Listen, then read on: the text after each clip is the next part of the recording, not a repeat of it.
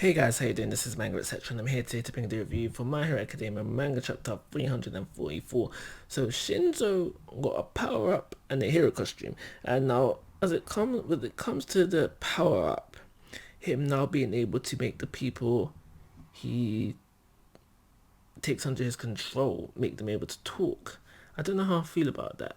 It does say like it's not easy to do and it comes with a cost or something along them lines. It just makes it seem like it's not as easy as it seems, and fair enough for that. Until we get further details on that, I don't think I can have an exact opinion on it.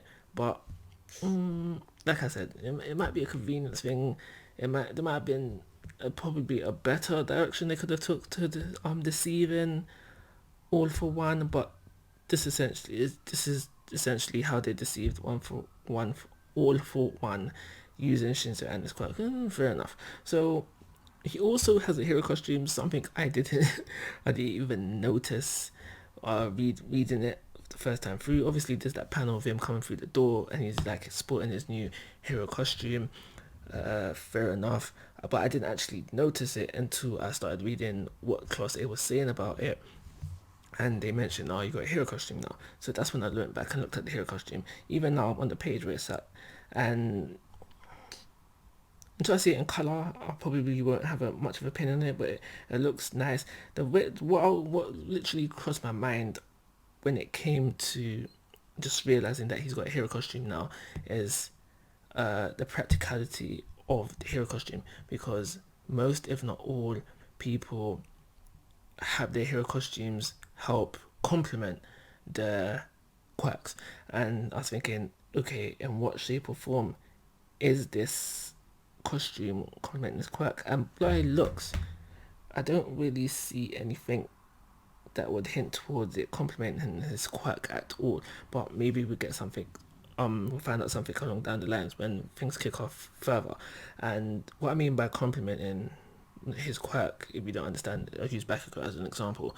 His weapons on his arm, his grenade launchers, I think they're called, that complements his quirk. So I'm wondering if there's any practicality to Shinzo's quirk. But he's here. We still don't know what class he's going to join, but we know that's been put on hold.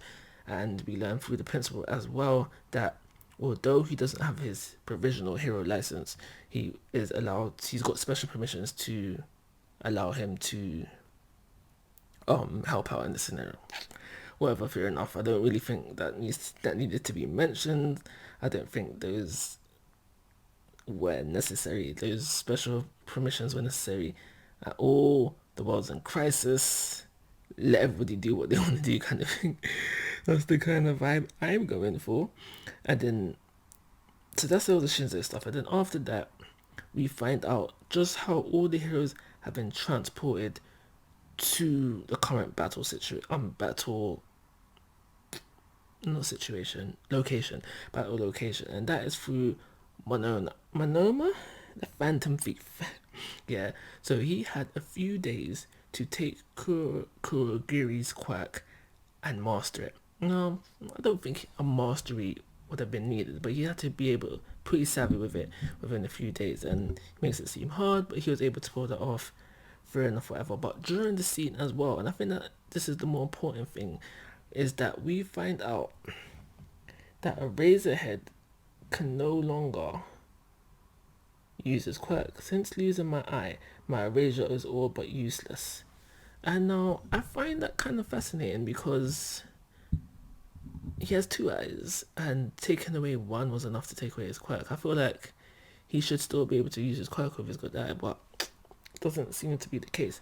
But it did get me wondering, can the Phantom Thief still take copy Eraserhead's quirk, and therefore he be the Eraserhead that we all want all want and need, but maybe not. So yeah, we all know that.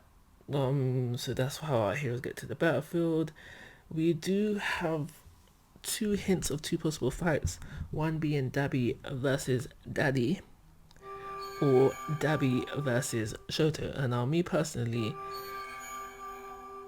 Mr. Number One hero in Japan right now should sideline this fight. Deal with bigger guns, because there are bigger fish to fry here, and let it be a bro v bro fight. I think that would be more entertaining of the two. But we'll see what we get in regards to that. Last thing to mention are these cages that appear at the end of the episode.